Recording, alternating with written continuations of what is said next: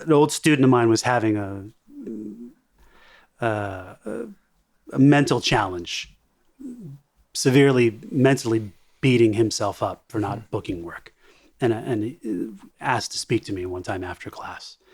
And I basically kind of had to like figuratively kind of like emotionally like slap him around because he was just demoralizing himself and beating himself up. And I said, look, you got to snap out of this. This is not, so I straightened him out.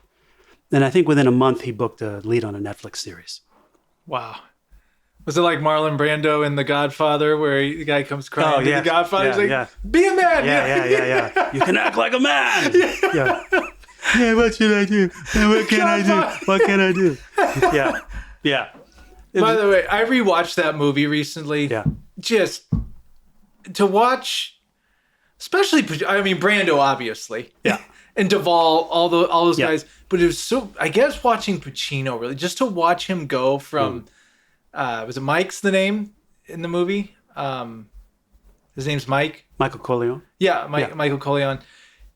Just watch him go from that innocent, I went to the military, I want nothing to do with the family business, Sure. to the end. Oh, yeah. Where, she's looking and the door closes and he's the guy. Yeah. It's just like... Talk about an arc. Transformation. Man, really to watch... Those movies from the 70s, jeez, they were good. Yeah. I know Mr. Carnegie and you had always talked about, go watch the 70s films. Go watch the work that, all those guys were doing. And it really is just incredible. so much, you can go all the way back to the beginning. And there's so much. Yeah, but it's quite an extraordinary film because you've got, Diane Keaton that studied with Sandy Meisner. Robert Duval, right? James Caan. Yeah. All studied with Sandy, right? And then you've got, of course, Al Pacino that studied with Strasberg, and right? And, and then Brando, who's credits Stella Adler. So it's just like, man, like the group theater teachers from the group theater and their legacy, even until today, it's incredible what they did in their time. Is there any particular film that really inspired you? I listened to the podcast you did in Playhouse. You said Star Wars. You went to Star Wars. Well, that was I was a little kid, right? And that was like my era. It was Indiana Jones, Raiders of the Lost Ark, and Star Wars films and different things like that. Coming out of the 70s, it was a really, really, really, for lack of a better word, kind of like a dark time, coming out of the Vietnam era and people realizing that maybe we can't trust the government and can't trust these people. And so cinema got very pessimistic and very down. And then it was kind of like a darker area, reflecting, I think, society at the time in the US and in the world, really.